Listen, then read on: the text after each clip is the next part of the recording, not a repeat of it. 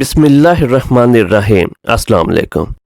प्यारे दोस्तों, इस्लाम कबूल करने से कई साल पहले हज़रत उमर बिन खत्ताब रज़ियल्लाहु ताला अन्हु एक तिजारती काफिले के साथ माल लेकर मक्का से शाम गए।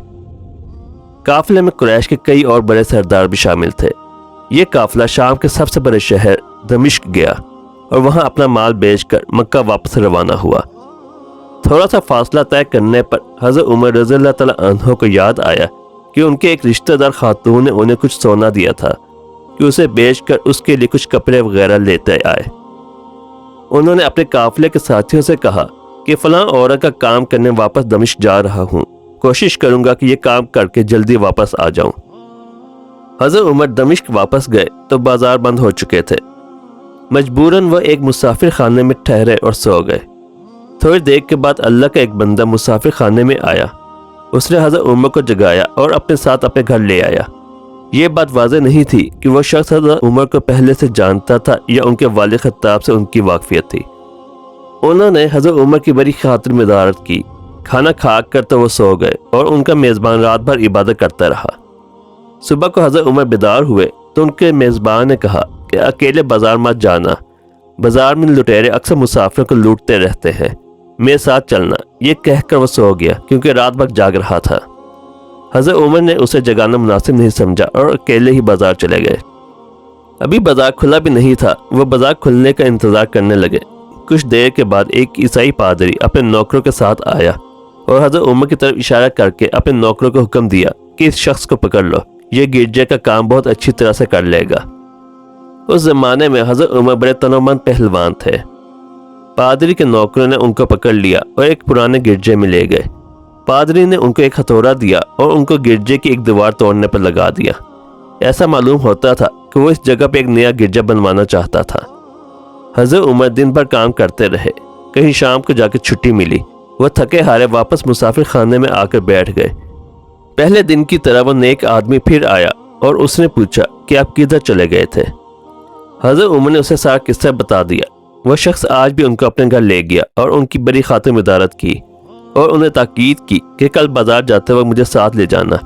इसके बाद वो इबादत में मशगूल हो गए और हज़रत उमर सो गए। दूसरे दिन हज़रत उमर बेदार हुए तो अपने नेक मेज़बान को सोते पाया। उन्होंने अब की बार उसको जगाना मुनासिब नहीं समझा और अकेले ही बाजार चले गए। इत्तेफाक से फिर वही पादरी अपने नौकरों के साथ आया और हज़रत उमर को पकड़कर साथ ले गया। उनको गुस्सा तो बहुत आया, लेकिन क्या करते, रियाए मुल्क में वह अकेले थे और कोई हथियार भी पास नहीं था। दूसरी तरफ पादरी के साथ 7-8 नौकर थे, वह सब हथियार बंद थे। पहले दिन की तरह ही हज़रत उमर हथौड़े के साथ गिरजे की दीवार तोड़ते रहे। जब धूप तेज हुई तो पादरी और उसके नौकर ने उन्हें काम में मशगूल देकर चले गए और हज़रत उमर दीवार के साए में दम लेने के लिए बैठ गए।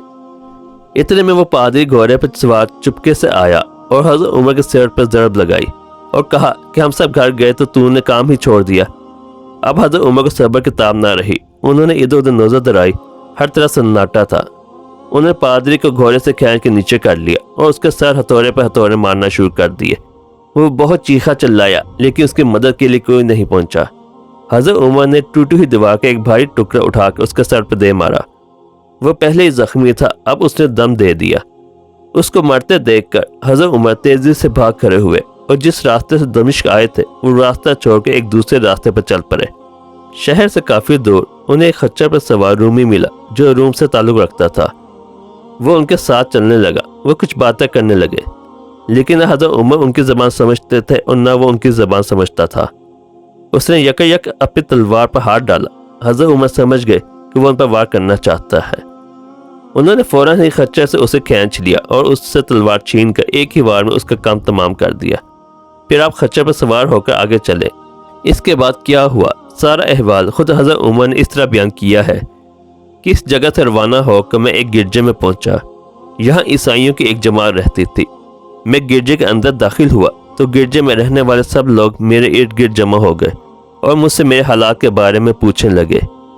फिर वो अपने पादरी के पास मुझे ले गए। पादरी मुझे नहायत गौर से देखने लगा और उसके बाद कहने लगा कि ऐसा मालूम होता है कि तुम्हें किसी चीज़ का खौफ है। मैंने कहा कि तुमने कैसे अंदाज़ा लगा लिया कि मुझे किसी चीज़ का खौफ है। उसने मेरे सवाल को टाल दिया और कहा कि आप जब तक चाहें यहाँ ठहरें, आपको यहाँ किसी किस्म का कोई खतरा नहीं, आप हमारी हिफाजत में हैं। پھر اس پادری نے مجھے اپنے گھر میں مہمان کی طرح رکھا اور میری نہایت ہی خاطر مدارت کی، اور پھر پوچھا کہ آپ کون ہیں۔ میں نے اسے بتایا کہ میں مکہ کا رہنے والا ہوں اور قبیلہ قریش سے تعلق رکھتا ہوں۔ تجارتی قافلے کے ساتھ شام آیا۔ تجارت کا مال بیچنے کے بعد ایک ضروری کام کے لیے مجھے اپنے قافلے سے جدا ہو کر واپس دمشق جانا پڑا۔ اب میں اپنے وطن واپس جا رہا ہوں اور راستہ بھٹک کے یہاں آ نکلا ہوں۔ پادری مجھے غور سے دیکھتا رہا اور بار بار طرح طرح کے سوال کرتا رہا۔ میں نے ان کے یہاں نہایت آرام سے رات بسر کی۔ صبح کو آ کے پوچھا کہ آپ کا ارادہ یہاں ٹھہرنے کا ہے یا آگے جانے کا۔ میں نے کہا اب میں آپ سے رخصت ہونا چاہوں گا۔ یہ سن کر پادری نے اپنے ایک شاندار گدھا جو بہت خوبصورت اور نہایت ہی تیز رفتار تھا لے آیا۔ اس گدھے کی پیٹھ پر کھانے کی مزیدار چیزیں اور قیمتی تحفے بڑے ہوئے تھے، اور پھر کہنے لگا آپ اس گدھے پر سوار ہو جائیں اور چل پڑیں۔ راستے میں آپ کا گزر کسی عیسائی مکان کے پاس سے ہوگا تو وہ آپ کے اس گدھے پر سوار دیکھ کر آپ کی بہت تعظیم کرے گا اور آپ کی خاطر و مدارت میں کوئی کسر نہیں چھوڑے گا۔ یہ کہہ کر پادری نے میرا ہاتھ پکڑا اور تنہائی میں لے جا کر کہنے لگا کہ اے عمر، آپ پر میرا حق واجب ہو گیا۔ میں نے کہا بے شک۔ اس نے کہا آپ کا تعلق ایک معزز قوم سے ہے، میری آپ سے ایک غرض ہے۔ میں نے کہا آپ بیان کر دیں، لیکن حیرت کی بات ہے کہ آپ جیسا بڑا آدمی مجھ جیسے پریشان حال مسافر سے کوئی غرض کیسے رکھ سکتا ہے؟ اس نے بڑے یقین بھرے لہجے میں کہا کہ سنے میں ایک ایسا آدمی ہوں جسے اللہ نے آسمانی کتابوں کا علم عطا کیا ہے۔ میں نے آپ کی ذات میں بہت سی ایسی نشانیاں دیکھی ہیں جو یہ ظاہر کرتی ہیں کہ جب ایک مقررہ مدت پوری ہو جائے گی تو حالات میں زبردست تبدیلی آئے گی۔ اس وقت آپ ہمارے ملک کے حاکم بن جائیں گے اور یہاں کے سب شہروں میں آپ ہی کا حکم چلے گا۔ اس کے بعد پادری نے اپنی جیب سے دوات، قلم اور کاغذ نکال کر کہا کہ میری غرض یہ ہے کہ آپ اس کاغذ پر لکھ دیں کہ اس گرجے اور اس کی جائیداد پر کسی قسم کا کوئی محصول لاگو نہیں کیا جائے گا۔ میں نے حیران ہو کر پادری سے کہا آپ مجھ سے مذاق تو نہیں کر رہے؟ اس نے کہا قسم ہے اس ذات کی جس نے حضرت عیسیٰ علیہ السلام پر انجیل نازل فرمائی، میں جو کچھ کہہ رہا ہوں وہ بالکل سچ ہے۔ آپ مہربانی کریں اور میری درخواست قبول فرمائیں۔ میں نے پادری کی باتوں کو اس کا فہم سمجھا اور جیسے اس نے کہا میں نے اسی طرح کاغذ پہ اسے لکھ کر دے دیا۔ اس کے بعد گدھے پر سوار ہو کر چل پڑا۔ راستے میں مجھے کئی جگہ پر عیسائیوں کی جماعتیں ملیں۔ انہوں نے مجھے ایک پادری کے گدھے پر سوار دیکھ کر میری بڑی خاطر و مدارت کی۔ میں اسی طرح جگہ جگہ عیسائیوں کا مہمان بنتا تبوک تک پہنچ گیا۔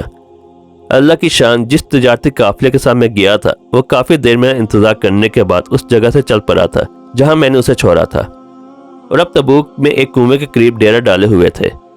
قافلے والے میرے ساتھی مجھے دیکھ کر میری طرف دوڑ پڑے اور مجھ سے مل کر بہت خوش ہوئے اور کہنے لگے اے ابن خطاب، ہم لوگ تمہارا انتظار کرتے کرتے بالکل مایوس ہو گئے، مگر تمہارے بارے میں ہم سخت پریشان تھے۔ یہ تو بتاؤ کہ اتنے دن تم کہاں رہے؟ میں نے وہ تمام حالات بیان کیے جو مجھے پیش آئے، لیکن پادری سے جو میری گفتگو تنہائی میں ہوئی وہ بالکل ظاہر نہیں کی، کیونکہ میں پادری کی ان باتوں کو اس کا وہم سمجھتا تھا اور اس کے عقیدے کی کمزوری سمجھتا تھا۔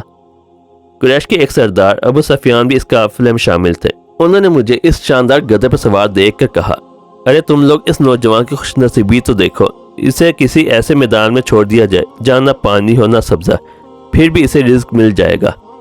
پادری نے رخصت کرتے ہوئے مجھ سے کہا تھا کہ جب میں اپنے ساتھیوں کے پاس پہنچ جاؤں اور گدھے کی ضرورت نہ رہے تو اس کی رسی کو مضبوطی سے باندھ کے گدھے کو اسی جگہ پر چھوڑ دینا، لہٰذا میں نے ایسا ہی کیا۔ یہ دیکھ ابو سفیان نے کہا کہ ارے یہ تم نے کیا کر دیا، گدھے کو ایسی جگہ پہ چھوڑ دیا جہاں پہ چور اچکے اور درندے اکثر گزرتے رہتے ہیں۔ میں نے کہا اس کے مالک نے مجھے ایسا ہی کرنے کی ہدایت کی تھی، وہ اس کی عادتوں سے زیادہ واقف ہے۔ اب وہ جگہ گدھے والا کنواں کے نام سے مشہور ہے۔ وہاں سے روانہ ہو کر ہمارا قافلہ مکہ پہنچا۔ میری اور پادری کے درمیان جو گفتگو ہوئی تھی وہ مجھے بھلائی نہ بھولتی تھی۔ پہلے تو کئی دن تک میں نے اسے اپنے دل میں ہی رکھا، پھر مجھ سے ضبط نہیں ہوا اور یہ رات میں نے اپنے رشتہ دار خاتون کے سامنے ظاہر کیا جس نے مجھے سونا دیا تھا۔ وہ بڑی عقل مند خاتون تھی۔ اس نے مجھ سے کہا اے ابن خطاب، میں تمہارے بچپن ہی سے تم میں اچھی نشانیاں دیکھ رہی ہوں۔ جب تم بہت چھوٹے بچے تھے تو میں نے ایک دفعہ خواب میں دیکھا کہ تم لمبے ہوتے جا رہے ہو اور تمہارا قد اتنا لمبا ہو گیا ہے کہ اس نے آسمان کو چھو لیا ہے۔ یہ دیکھ کر میں نے خواب میں کہا کہ ارے یہ میرے بچے کی کیا حالت ہو گئی ہے۔ کسی نے کہا یہ لڑکا دنیا اور آخرت میں بھلائی پانے والا بنے گا۔ جاہلیت کے زمانے میں اس قسم کی باتوں کا مطلب میرے سمجھ میں نہیں آتا تھا۔ مکہ میں ایک شخص اہل کتاب یعنی یہود و نصارہ میں سے تھا جو بہت گمنام تھا۔ عام لوگ تو اسے واقف بھی نہیں تھے، لیکن قریش کے کچھ سردار اسے پہچانتے تھے اور اس کی بہت عزت کرتے تھے۔ ایک دن دوپہر کے وقت میں اس کے یہاں گیا اور اسے جا کر کہا، میں آپ سے چند باتیں کرنا چاہتا ہوں اور چاہتا ہوں کہ آپ ان کو اپنے دل میں راز بنا کر رکھیں اور کسی کے سامنے ظاہر نہ کریں۔ اس نے ایسا کرنے کا وعدہ کیا تو میں نے اپنے سفر کے تمام واقعات اس کے سامنے بیان کر دیے اور اپنے رشتہ دار خاتون کے خواب کا بھی ذکر کیا۔ جب میں اپنی گفتگو ختم کر چکا تو اس نے کہا کہ اے ابن خطاب، جس کو تم نے محصول کی معافی کا وعدہ لکھ کر دیا ہے وہ اس زمانے میں عیسائیوں کا سب سے بڑا عالم ہے۔ جو کچھ اس نے کہا وہ سب سچ ہے اور جلد ہی وہ سچ تمہارے سامنے آ جائے گا۔ جہاں تک تمہاری رشتہ دار خاتون کے خواب کا تعلق ہے تو اس سے یہ ظاہر ہوتا ہے کہ مکے میں ایک بہت بڑا انقلاب آئے گا، زمانہ ایک نئی صورت اختیار کرے گا اور آنے والے زمانے کے آسمان اور زمین بدل جائیں گے۔ میں وہاں سے گھر چلا آیا اور اس کی ساری باتیں اپنے دل میں لیے رہا۔ تھوڑے ہی عرصے کے بعد قریش کی مجلسوں میں آپ صلی اللہ علیہ وآلہ وسلم کا ذکر ہونے لگا۔ یہ لوگ اس بات پر چڑھتے تھے کہ محمد صلی اللہ علیہ وآلہ وسلم اپنے آپ کو اللہ کے رسول کہتے ہیں، لوگوں کو بتوں کی پوجا کرنے سے منع کرتے ہیں اور ایک اللہ کو ماننے پر زور دیتے ہیں۔ جلد ہی اللہ تبارک و تعالی نے اسلام کو ظاہر کر دیا اور مجھے یقین ہو گیا کہ حالات وہی صورت اختیار کر رہے ہیں جس کی طرف آسمانی کتابوں کے عالم شام کے پادری نے اشارہ کیا تھا۔ نبوت کے چھٹے سال حضرت عمر نے اسلام قبول کر لیا اور رسول اللہ صلی اللہ علیہ وآلہ وسلم کے جان نثار ساتھی بن گئے۔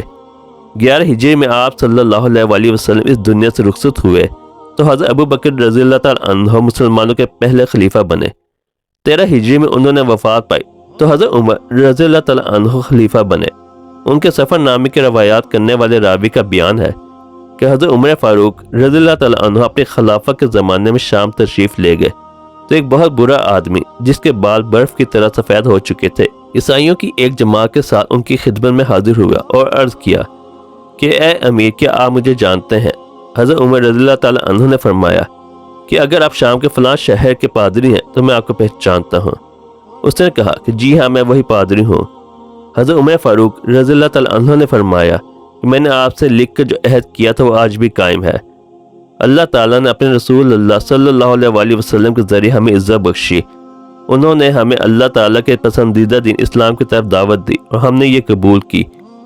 آپ ہی نے مجھے ان باتوں سے آگاہ کیا تھا، اب آپ کو کون سی چیز اسلام کو قبول کرنے سے روکتی ہے؟ بڑے پادری نے حضرت عمر کی باتیں سن کر اسی وقت اپنے ساتھیوں سمیت کلمہ پڑھ کر اسلام کی دولت حاصل کر لی۔ پیارے دوستو، امید کرتے ہیں آپ کو آج کی ویڈیو پسند آئی ہوگی۔ اگر آپ اس چینل پر نئے ہیں تو چینل کو سبسکرائب کر دیں اور بیل آئیکن کو پریس کر دیں تاکہ آپ اس طرح کے مزید اسلامی واقعات پر مبنی ویڈیو سے مستفید ہو سکیں۔